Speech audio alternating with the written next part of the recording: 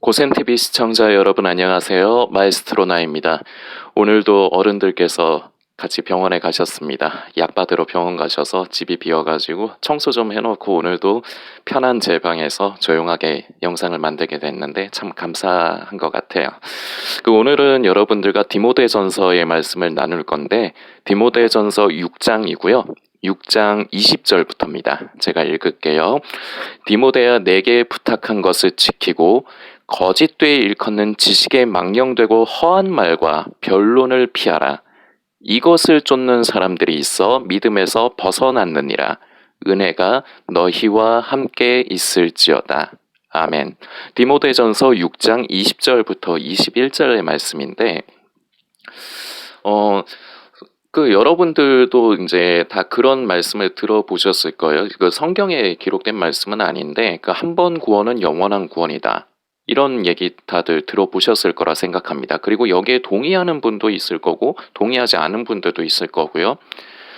자, 근데 이 부분 제가 전에도 영상으로 좀 다뤘는데 짤막하게 여러분들께 안내 말씀드리자면 제 채널 홈에 들어오시면은 기존의 영상들이 120개가 넘게 올라가 있어요. 그런데 다 제가 그때 상황에 다른 상황과 다른 예를 들어가면서 조금 반복적으로 말씀드린 부분도 있고 새로이 말씀드린 부분도 있지만 다 여러분들의 신앙에 있어서 다 도움이 되시는 부분이라 생각을 해요. 그래서 제가 영상을 만든 거니까 그런 부분들 시간이 되실 적에 한 번씩 좀 보시면 좋겠는데 이 한 번 구원은 영원한 구원이다가 이게 맞는 말이에요.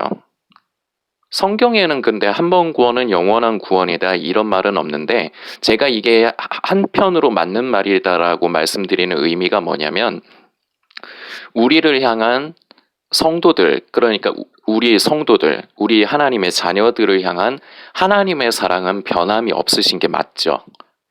우리를 향한. 그리고 그 사랑하는 자녀들에게 허락하시는 그 구원의 은혜가 주셨다가 뺏었다가 그 사람이 잘못함으로 인해서 뺏었다가 줬다가 뺐다 이런 게 아니라는 거죠. 이런 의미로 보면은 맞아요. 그런데 저는 여러분들께 한 번 구원은 영원한 구원이다라는 말씀을 안 드리고 그리고 여러분들께도 제가 이번에 아예 그냥 직접적으로 권유의 말씀을 드리지만 한 번 구원은 영원한 구원이다. 너무 깊게 생각하지 마세요. 그게 이제 의미적으로 보면은 그게 맞는 부분이에요. 맞는 부분인데 제가 여러분들께 너무 깊게 생각하지 마시라고 이제 말씀드리는 이유가 이게 성도들을 착각에 빠뜨려요. 중요한 게 뭐냐면 우리를 향한 하나님의 사랑은 변함없다고 제가 말씀을 드렸잖아요. 근데 인간이 그렇지를 않아요. 하나님께서 인간을 너무 사랑하시기 때문에 우리 인간에게 자유의지라는 거를 주셨잖아요. 그래서 저와 여러분들은 의지가 있잖아요. 그 의지를 가지고 늘 선택을 하면서 살잖아요. 그런데 우리가 지금 예를 들어 볼게요. 저 나현민이라는 사람이 마에스트로나라는 사람이 지금은 믿음이 너무 좋아. 성령 충만해. 그런데 이게 주님 오시는 그날까지 이어진다는 보장은 없는 거예요. 내 의지를 가지고 제 의지를 가지고 제가 다른 것을 선택을 할 수가 있어요. 이런 예를 제가 성경에서 이제 들어드릴 수가 있는데 구약에는 사울 왕. 이 사울이 처음에는 하나님 앞에 기름 부음 받으면서 참 겸손했어요. 겸손했던 사람이고 하나님의 뜻을 구하고 그렇게 살려고 애썼던 모습 또한 짐작이 되는 사람인데 근데 결국은 시간이 지나면서 이 사람이 변해요. 사울이 변해요. 그러면서 자꾸 하나님 앞에서 범죄하고 이게 자꾸 쌓여요. 그러면서 결국은 하나님께 버림을 받죠. 그리고 마지막에 이 사람의 최후가 아름답지가 못하죠. 자살을 하죠.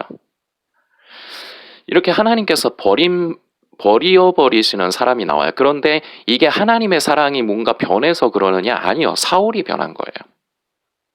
이제 구약에서는 대표적인 예가 사울이고 그리고 신약에서도 그런 사람을 들 수가 있는데 데마라는 사람이 있어요. 제가 한 번씩 언급을 했던 것 같은데 이 데마라는 사람이 사도 바울의 동역자이거든요. 그리고 이제 몇 번 이제 성경의 이제 신약을 이제 바울 서신을 보다 보면 데마에 대해서 얘기할 때가 나와요. 그리고 기존에 보면은 바울이 어느 정도 좀 믿음을 줬던 사람인 것 같아요. 왜냐면은 동역자라는 말을 나의 동역자다. 그리고 어디에 내가 대마를 보낸다. 이런 말들이 있거든요. 근데 이게 믿지 못하는 사람, 나와 함께하지 않는 사람, 나에게 속해 있지 않은 사람을 그렇게 표현하지 않거든요. 한편으론 믿었을 거예요. 그 바울이 대마에 대해서. 그런데 이 대마에 대해서 그 디모데 후서? 제가 아까 좀 찾아봤거든요. 디모데 후서 4장쯤일 거예요. 이건 정확하지 않습니다. 틀릴 수 있어요. 거기에 보면은 대마에 대해서 이렇게 바울이 기록을 해요. 대마는 이 세상을 사랑함으로 나를 떠났다. 믿음에서 떠난 부분, 이런 부분을 얘기를 해요. 하나님께서 우리를 향한 사랑은 변함이 없으시고 그 하나님의 구원의 은혜는 줬다가 뺐다 이런 게 아니에요. 그렇기 때문에 이런 의미로서는 한 번 구원은 영원한 구원이라는 게 맞는 건데, 근데 제가 여러분들께 이거 너무 깊게 생각하지 마시라고 말씀드린 게, 아까도 말씀드렸지만 사람들이 이걸 착각을 해요. 내가 그런 사람이 아닌데 내가 구원을 이루어가는 사람이라고 착각을 할 수가 있어요. 하나님의 입장에서는 변함이 없는 거지 사람이 변한다니까요. 저와 여러분이 변한다니까요. 자유의지를 가지고. 여러분과 제가 지금까지 신앙생활 잘하고 있습니까?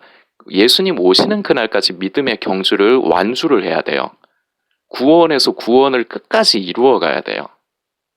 이게 성도에게 필요해요. 근데 우리는 연약한 사람이다 보니까 언제든지 넘어지고 믿음에서 탈선을 할 수가 있어요. 제가 오늘 디모데전서만 읽었지만 베드로도 그렇고 바울도 그렇고 한 번씩 믿음에서 벗어나는 것에 대해서, 그 하나님의 은혜, 예수 그리스도의 그 구원의 은혜에서 벗어나는 것에 대해서 경계를 하라는 이런 메시지들을 말할 때가 있습니다. 한 번씩. 이게 굉장히 중요해요. 그렇기 때문에 우리가 이제 보통 한 번 구원은 영원한 구원이다. 이게 보통 우리가 어떻게 받아들이냐면, 난 이미 구원받았어. 이러고 그냥 방심을 하거든요. 그 얘기가 아니에요. 그래서 한 번 구원이 영원한 구원이다가 어떻게 보면 또 성경적이지가 않아. 근데 또 처음에 말씀드렸지만 의미를 잘 이제 보면은 성경의 맥을 전체적으로 잘 살피면 제 입장에서는 어떠냐? 한 번 구원은 영원한 구원이다가 맞아요. 근데 또 아니에요. 저는 이 말장난 같죠. 여러분들 보시기에. 맞기도 하고 틀리기도 해요. 왜냐하면 그것을 받아들이는 사람들에게 문제가 있기 때문에 틀리기도 하다는 거예요. 우리는 예수님 오시는 그날까지 두렵고 떨림으로 구원을 이루어 가야 되는 거예요. 빌립보서에 기록이 돼 있죠. 근데 이 두렵고 떨림으로 구원을 이루어 가라는 바울의 얘기가, 내가 지금은 구원을 받았지만 구원이 취소가 될 수 있어. 그러니까 우리는 무서워해야 돼. 그 구원 취소되지 않게 조심해야 돼. 이런 의미가 아니에요. 전에도 한번 말씀드렸는데, 이 두렵고 떨림으로 구원을 이루어 가라는 의미는 내 생각, 내 뜻을 쫓아 사는 것이 아니라 하나님의 뜻과 하나님의 의를 관심하면서 내가 하나님을 관심하고 주목을 하면서 내가 그 말씀을 따라 삶으로 그 구원을 계속해서 이루어 가라는 거예요. 믿음에서 탈선하지 말라는 의미로도 이제 얘기할 수가 있죠. 계속해서 주님 오시는 그날까지, 만나 뵙는 그날까지 이 상태를 계속해서 달려가라는 거예요. 그런데 대마의 경우도 그렇고 사울의 경우, 아까 이제 구약의 사울의 경우도 그렇지만 하나님의 사랑은 변함이 없지만 인간이 자기 의지를 가지고 그 사랑에서 벗어날 수가 있다는 거죠. 이 부분에서 저와 여러분들은 경계를 해야 돼요. 하나님 나를 불쌍히 여겨주셔서 내가 끝까지 믿음에서 벗어나지 않도록 믿음의 경주를 내가 끝까지 완주할 수 있도록 도와주세요. 내가 하나님을 사랑하게 하시고 내가 주님 오시는 그날까지 내가 예수님을 믿음으로써 내가 이 세상을 살아가다가 주님 오시는 날에 내가 아름다운 열매로서 성령님께서 도와주셔야지 열매를 맺는 거죠. 열매로서 우리 주님 기쁘시게 하고 그 휴거의 영광에 참여하게 해주세요. 이게 주님 오시는 날까지 계속 이어져야 돼요. 이게 내가 지금 됐다고 해서 선줄 알거든 넘어져야 되는 것을 염려해야 돼요. 물론 무서워하라는 게 아니에요. 경계를 하라는 거예요. 경계라는 게 그렇죠. 언제 무슨 일이 어떤 상황이 생길지 모르기 때문에 거기에 대해서 주의를 하고 깨어 있어야 되는 부분. 이게 경계죠. 성도들은 예수님 오시는 그날까지 다 경계를 해야 되는 거예요. 자기 자신에 대해서. 늘 하나님 앞에서 자기를 겸허하게 내려놓고 나 좀 불쌍히 여겨주세요. 왜냐하면 저와 여러분들은 하나님 앞에서 의인이지만 또한 죄인이에요. 죄인과 의인이 우리는 공존해요. 우리는 죄인이기도 하면서도 의인이기도 해요. 그래서 늘 하나님 앞에서 방종해서는 안 돼요. 근데 인간이 하나님 앞에서 방종하기 쉬운 존재예요. 내가 조금 은혜를 맛봤다. 아, 내가 성경을 뭐를 조금 깨달았다. 이러면 시건방져져가고 미쳐요. 이걸 굉장히 무서워해야 돼요. 그럴수록 정말로 두렵고 떨림으로 하나님의 은혜 가운데 내가 늘 살아가는가, 내가 지금 하나님의 뜻을 만져가고 있는가, 이렇게 두렵고 떨림으로. 이걸 무서워하라는 얘기가 아니에요. 다시 말씀드리지만 두렵고 떨림으로 구원을 이루어가라는 거는 늘 내가 성령 안에 거하는가, 쉽게 얘기해서 성령 안에 거하는가, 내가 성령을 근심케 하지 않는가, 내가 하나님의 뜻을 만지면서 그 뜻을 쫓아 살고 있는가를 늘 관심하고 기도하면서 주목하라는 거예요. 내가 나 잘못하면은 구원 취소돼, 이렇게 두려워하라는 말이 아니고. 이 부분 경계를 하셔야 됩니다. 믿음에서 언제든지 벗어날 수가 있는 거예요. 여러분이 그런 사람이 아니라고 장담하지 마세요. 이것이 하나님 앞에서 방종하는 거예요. 하나님, 나를 예수님 오시는 그날까지 날 불쌍히 여겨주세요. 우리는 계속 이래야 돼요. 그러면서 늘 자신을 하나님 앞에서 겸허하게 내려놓고 돌이키고. 우리 하나님께서 제일 기뻐하시는 게 저와 여러분이 죄를 안 짓기 때문에 기뻐하시고 이뻐하시지 않으세요. 여러분과 제가, 특히나 여러분들보단 제가 얼마나 더럽고 죄가 많아요.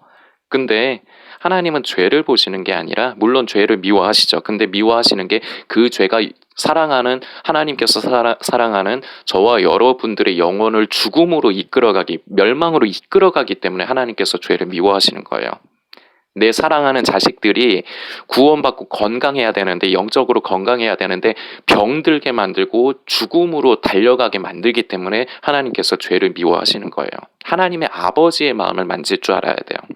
그래서 저와 여러분들이 부족하다 보니까 하나님 앞에서 범죄합니다. 부족합니다. 그러나 하나님께서 원하시는 거는 거기에 매이지 말고 돌이키라는 거예요. 그래서 늘 하나님 앞에 엎드리고 날 불쌍히 여겨주세요. 성도들은 이게 필요해요. 주님 오시는 그날까지 이 부분이 변치 않아야 돼요. 그래서 내가 믿음의 이 경주를 완주를 해야 되고, 그리고 믿음에서 벗어나지 않는 부분이 중요합니다. 여러분들 좌로나 우로나 치우치면 안 돼요.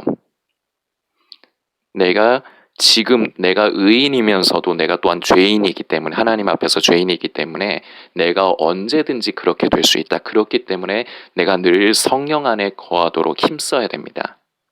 힘쓴다는 게 내가 행위 그런 얘기가 아니에요. 나를 불쌍히 여겨주시라고. 성령님 나를 좀 이끌어 주시라고. 그리고 성령님께서 양심의 감동을 주실 때 우리가 아무것도 안 하면 안 돼요. 기도만 한다고 되는 게 아니에요. 우리가 순종을 해야 돼요. 순종할수록 우리의 양심이 더 민감해지고 더 하나님의 마음을 만지게 돼요. 그러면서 그 순종하면 할수록 순종도 자꾸 쌓여서 우리가 점점 변화가 되어져 가요. 그러면서 나도 모르게 어느 순간 보면 열매가 맺어져 가고 있는 거예요. 이게 구원에서 구원을 이루어가는, 이게 그거예요. 늘 자주 말씀드리는 거지만 이 부분, 오늘 나눈 부분도 여러분들께서 다시 한번 깊게 묵상을 좀 해주시길 부탁드리겠습니다.